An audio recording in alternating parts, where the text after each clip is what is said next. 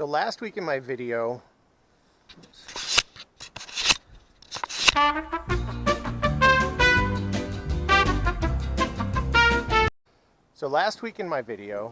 I mentioned that the sun angle here in the end of April is about the same as it is in the end of August.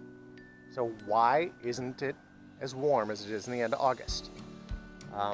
Behind me is a frozen lake. When the wind comes from the other side of the lake, it feels really, really cold. And no matter how much the sun is beating down on the ice on this lake, it really doesn't warm it up much over 32 degrees.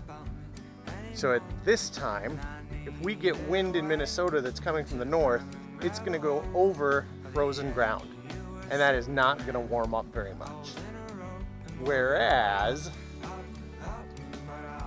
on days that it feels warmer, the wind is coming to us from the south, over ground that's already been thawed and has been warmed by the sun.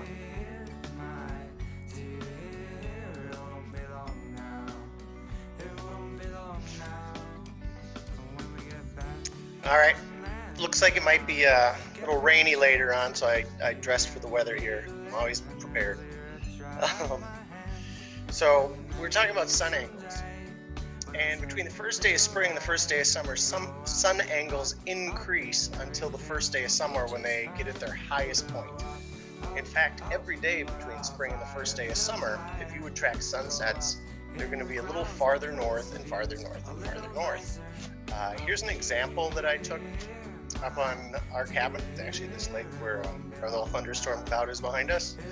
And you can see from different times of the year, the sun actually sets in different places. This is the same for sunrises too. Sunrises would be in different places at different times in the year.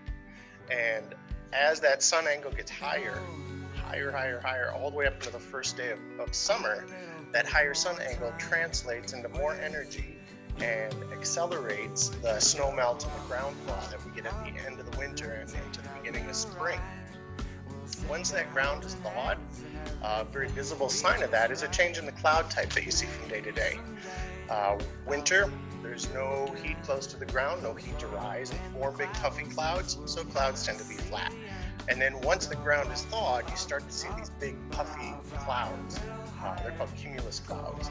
And if there's enough heating during the day, those clouds grow and grow and grow until you get something like this, cumulonimbus, a thunderstorm cloud.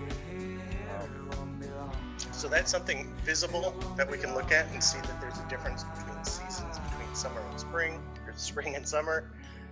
And it leads us up to severe weather and severe storm season, which is usually May here in Minnesota.